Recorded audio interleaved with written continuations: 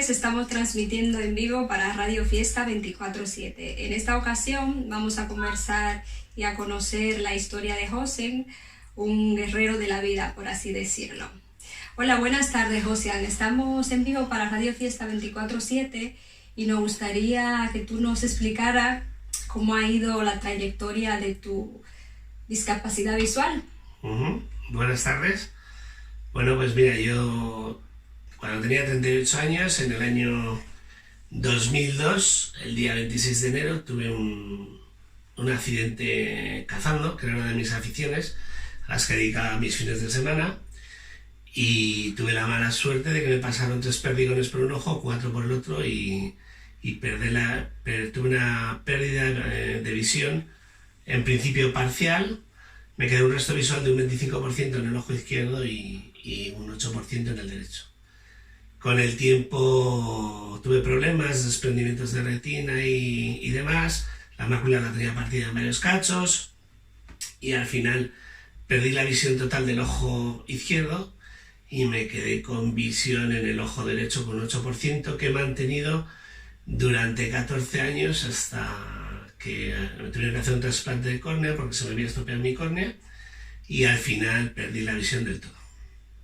Con un 8%, para que os hagáis una pequeña idea de lo que puede ver una persona, solo distingues lo que son los bultos y las formas, cuando son grandes, como son cuando es por ejemplo una persona o un coche, una puerta, es lo que aprecias, y los tonos, te vas en tonos de fuertes a claros, entonces distingues un poquito eso. Todavía te da capacidad, sobre todo durante el día, de movimiento, pero sí que ya estás prácticamente en lo que es la oscuridad, que tampoco es una oscuridad, o sea, estás al final en eso, en una visión, no sé cómo definirla.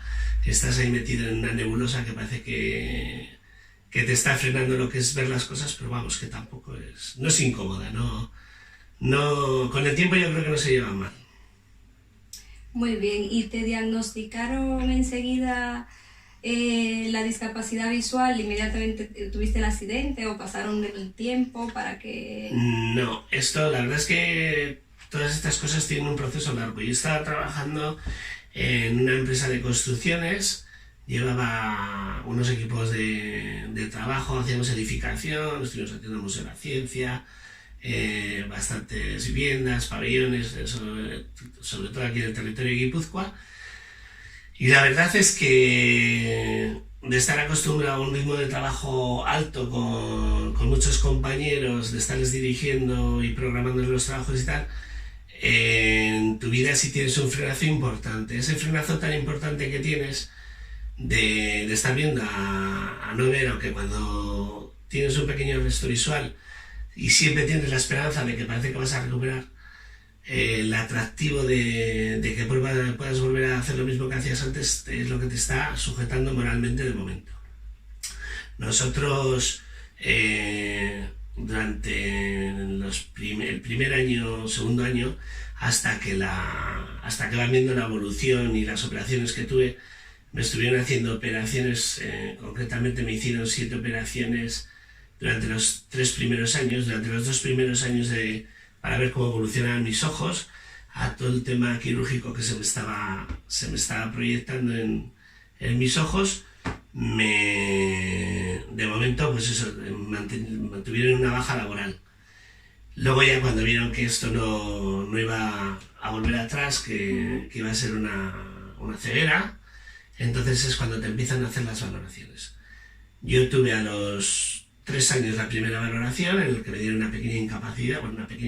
una incapacidad dentro de lo que cabe, y luego me hicieron una segunda, creo, si no me equivoco, que fue hacia los 5 años, en las que ya vieron que esto no había retroceso, que en principio no había salido ninguna aplicación ni nada que se pudiera dar para quitar el daño que tenía los ojos, porque tenía los nervios ópticos tocados, la mácula, como os he dicho, tenía rota en 4, tenía las córneas tenía también mal, había tenido desprendimientos de retina en ambos ojos, Entonces luego sí ya me hicieron un estudio, ya fue cuando me dieron una discapacidad permanente. Vale, y tú tenías la esperanza de recuperar la visión, ¿no? Y luego, ¿cómo fue para ti al tú saber que ya definitivamente no iba a poder ver más? ¿Cómo lo asumiste? ¿Cómo te chocó? Me imagino, ¿no? Sí, sin duda. En un principio yo tenía, bueno, cuando te pasa el accidente, claro, el choque es muy, muy grande y muy rápido. Entonces, la verdad es que siempre he sido una persona que creo que ha sido bastante... que me ha acomodado a muchas situaciones. Esta para mí, evidentemente, era una cosa nueva. Sí que he tenido algún conocido que tenía falta de visión o incluso que era invidente. Y la verdad es que en un principio, bueno, te ayudan a nivel médico y eso te ayudan dando ansiolíticos y cosas estas que yo la verdad ni los usé. Cuando me daban para tomarme, los echaba en el cajón de mi mesilla y los iba amontonando allí. Y la verdad es que a mí lo que me hacía avanzar cuando tenía mis malos momentos, porque evidentemente, aunque siempre tienes la expectación esa de que vas a decir voy a volver a ver, sí, voy a volver a recuperar la vista, voy a ser el que era, por lo menos decías en una parte, aunque no sea al 100%, pues bueno, como tenía esa idea, pues al final, cuando tenía un mal momento, lo que hacía era con una música que a mí me gustaba, me ponía los CDs de música que me gustaban a mí, o me ponía a leer libros bueno, a leer luego ya que luego os contaré cuando lancé, pero bueno, a leer libros, o mi sobrino que era pequeño, tenía 6 años, venía y él me leía los propios libros al principio, entonces me evadía un poco del problema. Sí que el cambio es muy duro, o sea, es muy duro, pero sobre todo yo creo que depende de cómo te lo tomes. A los 2 años de tener el accidente, o sea, yo tuve en el 2002, en el 2004 tuve la suerte de coincidir con uno de los directores que estaban en la ONCE en San Sebastián, en una convención del mundo del tabaco, de fumadores de puros, que era otra de las actividades que yo tenía, o de los socios que yo tenía, que era fumar puros, y allí le conocí a este chico que os digo, y él me aconsejó acercarme a la Organización Nacional de Ciegos, en su sede en San Sebastián. Muy bien. Estuve allí, me estuvieron enseñando la casa, me estuvieron explicando las cosas que había, y ese mismo día sí que detecté que como gente que era invidente estaba ocupando lugares y puestos de trabajo que eran importantes y que ellos se valían por sí solos. Eso me dio a mí me respaldó muchísimo, es como si me echara una mochila de aliento a la espalda. Sí. Y me dio por pensar que bueno, que no estaba todo acabado en caso de que algún día no consiguiera volver a ver la vista, o sea, volver a tener visión, que iba a poder por lo menos continuar con actividades, aunque fueran las actividades más básicas de la vida, como puede ser leer un periódico, leerte un libro, tener acceso a internet. Entonces bueno, todo eso sí me lo expusieron. En principio, en el 2002 todavía, como yo era un poquito reacia a que no iba a volver a ver, pues le dije que vale, que esperarían un poco, que ya me integraría en la ONCE si era preciso, y estuvimos esperando otro año más esto. Pero sí que el cambio verdaderamente es importante. ¿Y cuál ha sido, entre toda esta historia, cuál ha sido el reto más difícil? O sea, para ti, ¿qué ha sido lo más duro de superar, aparte de perder la visión? O sea, la integración social se refiere, digo, con tus amistades, con tu familia. ¿Cómo te sientes, o sea, te has sentido durante este tiempo en ese aspecto, no? Mira, yo he tenido la gran suerte que estaba arropado muy bien, tanto por mis padres como por mi pareja, que en todo momento han estado muy pendientes de mí, de lo que hacía, cómo lo hacía, qué necesidades tenía, porque sí que es cierto que en el momento que te falta la visión, tu organización tiene que ser completamente distinta a la vida que tenemos disciplinada cada uno. Quiero decir con esto que, por ejemplo, cuando tú tienes visión y quieres coger un bolígrafo, sí, sabes que en cuanto ves, tengo el bolígrafo y no tienes que estar mirando donde, o sea, no tienes que saber dónde está el bolígrafo. Entonces, para cualquier cosa, y ahora, por ejemplo, necesito tener todo muy organizado, necesito saber dónde dejo mi bolígrafo. Tengo que retener eso. Entonces, cuando yo voy a echar mano a un bolígrafo, tengo que saber dónde lo tengo. Os he puesto el ejemplo del bolígrafo, evidentemente yo no escribo, pero bueno, por poner un ejemplo. O sea, tienes que tener todo muy organizado, y la gente que está a tu alrededor o que convive contigo o que está contigo en los sitios donde estás de vacaciones o donde desarrollas alguna actividad, tiene que estar tan organizada o ordenada como tú, de cara a que si tú dejas una cosa en un sitio no te la mueva, porque si no, al final luego tú pierdes la referencia y no eres capaz de hacer la actividad que tienes que hacer. Bueno, lo más duro que he tenido yo, pues si os voy a ser sincero, yo era una persona que he sido muy activo, me gustaba, bueno, el trabajo, como era el trabajo que yo siempre me ha gustado, pues lo desarrollaba con gusto. Entonces, en la pérdida de trabajo, y como me movía con un equipo de unas 150, 180 personas, entonces era importante, eso sí que me dio un poco de... Eso fue muy duro, el desligarme de eso, porque la actividad mía era completamente plena. Luego tenía actividades que, bueno, evidentemente me gustaba todo lo que es la caza, recogida de hongos y de setas. O sea, el monte para mí era otra de las pasiones, cosa que tampoco puedo volver a hacer.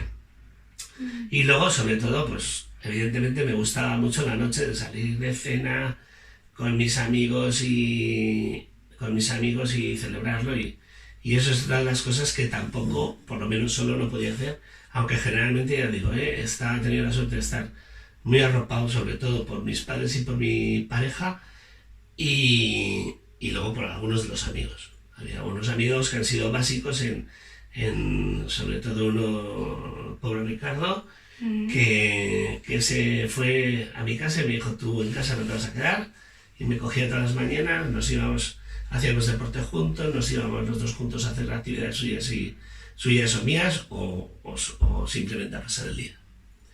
Muy bien. José, ¿y de alguna manera te ha llegado a preocupar de que se puedan aprovechar de ti, de que te puedan hacer daño, de que te puedan robar por lo que no pueden lograr ver?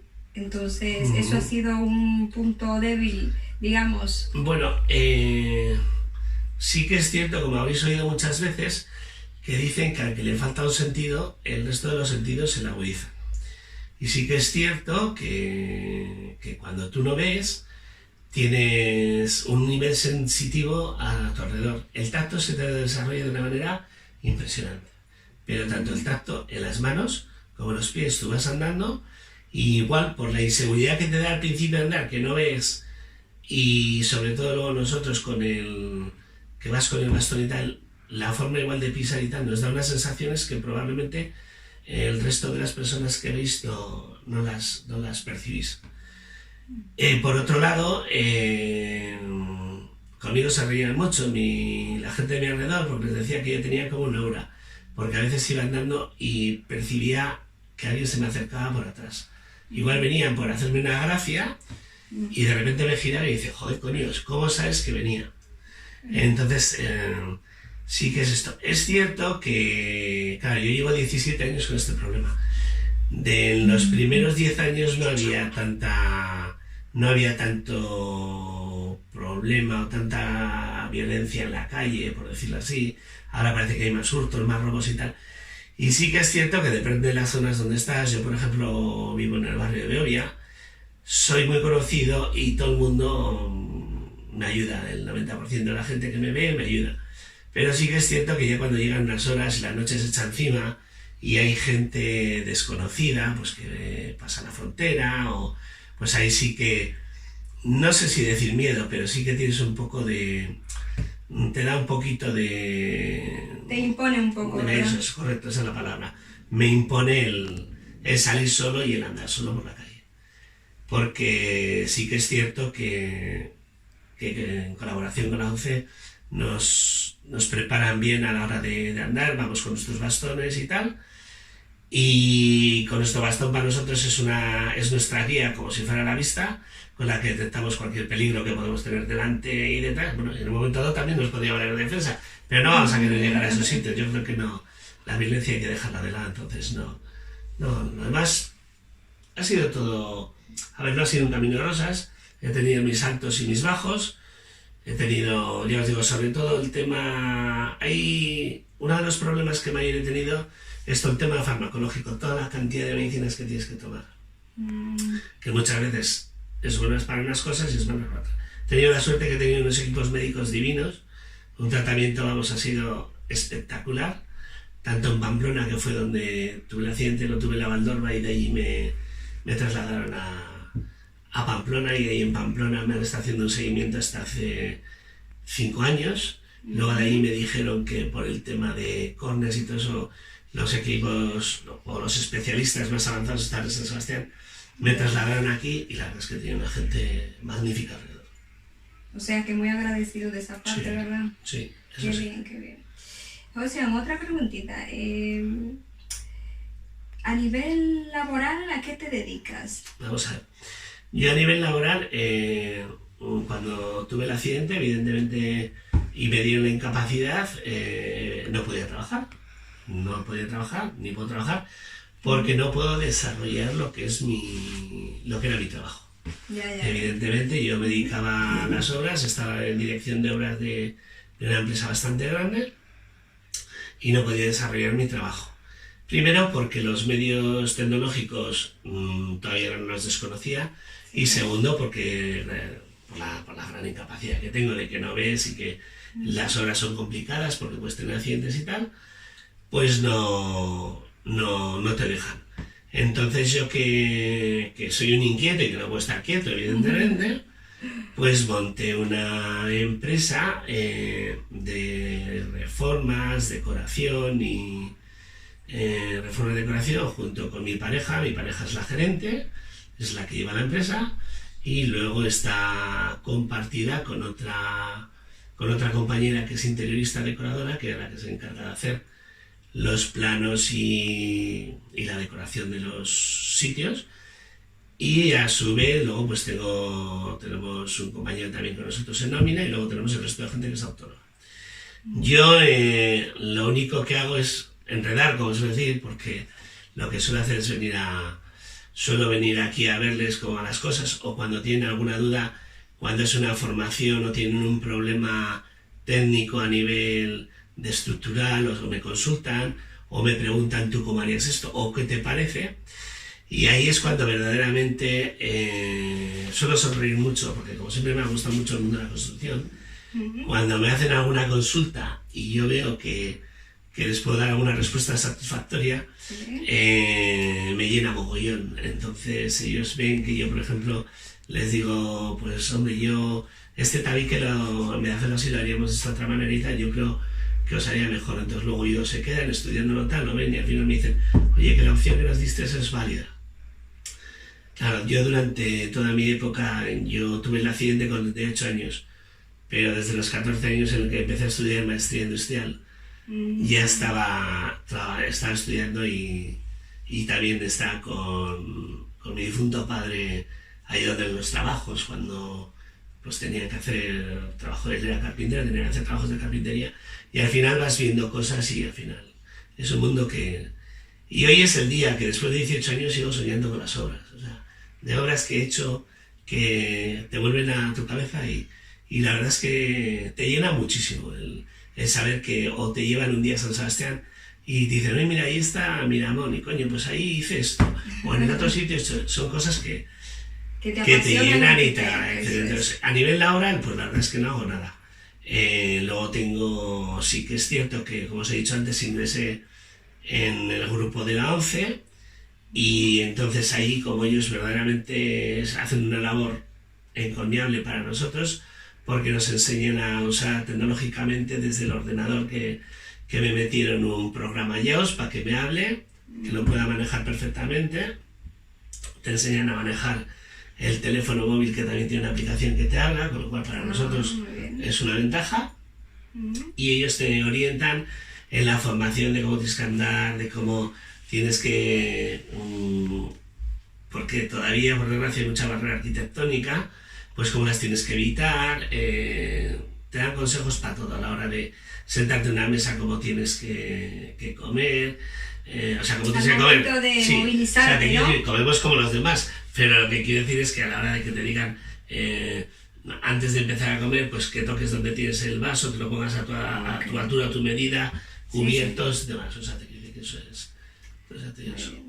Muy bien, José. Y la última preguntita, ¿le podrías dar tú un mensaje para todas las personas que sean así como tú, no videntes, y para los oyentes de Radio Fiesta 24/7? Bueno, pues para la audición, aguantarme la chapa esta que os estoy metiendo, os pediría no para que veáis lo difícil que es, sino para que veáis que hay otros mundos como que es este, que cerraríais por ejemplo los ojos, pero no los abriríais. Intentar estar un cuarto de hora dando vueltas por vuestra casa sin ver. Y eso os daría a pensar de que verdaderamente no desarrollamos ninguno de nuestros sentidos todo lo que queremos. Nosotros tenemos la suerte, dentro de la desgracia hemos tenido la suerte, que al faltarnos la visión, hemos descubierto que el resto de los sentidos se nos han desarrollado. Y es muy importante. Y pues yo tuve la mala experiencia, o la experiencia mía, al final no es mala, es una parte de tu vida. Yo creo que al final tenemos que asumir las cosas como nos vienen. Ya sé que es complicado y esto parece decir, joder, qué grande es este tío, ¿no? A ver, lo que quiero decir con esto es que yo, por ejemplo, cuando tuve el trauma es cierto que tengo un shock, gracias a la gente que tenía alrededor no caigo, y al final la conclusión que he sacado, y que al final es lo que quisiera decir a toda la gente que pudiera tener un problema, hay niños que han nacido ciegos, que parece que lo llevan un poquito mejor que nosotros, porque al final es lo que han conocido. Pero sobre todo para la gente que tiene un trauma, un accidente, y se queda invidente, yo le diría que tienen que ir mirando. Siempre hay que tener la esperanza. Yo todavía, aunque hoy no veo nada, pero siempre tengo la esperanza de que voy a volver a ver.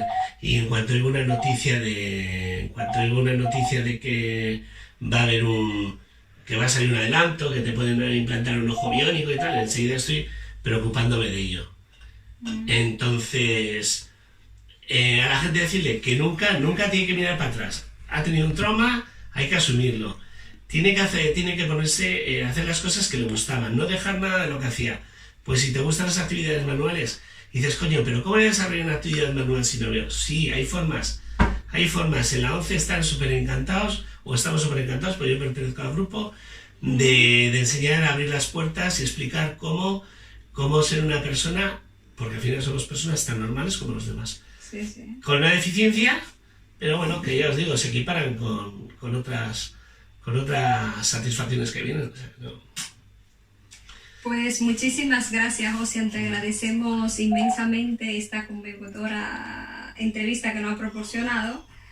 Y bueno, desearte mucha suerte y mucho ánimo, que eres una persona muy valiente y muy optimista. Muchas gracias. Yo ya te digo que me gustaría muchísimo que si estas palabras han valido para que alguna de las personas haya podido ver algo, o si tienen necesidad de hacerte alguna pregunta y se la tengo que contestar a través tuyo, encantado de hacerlo. Ya te digo que muy bien.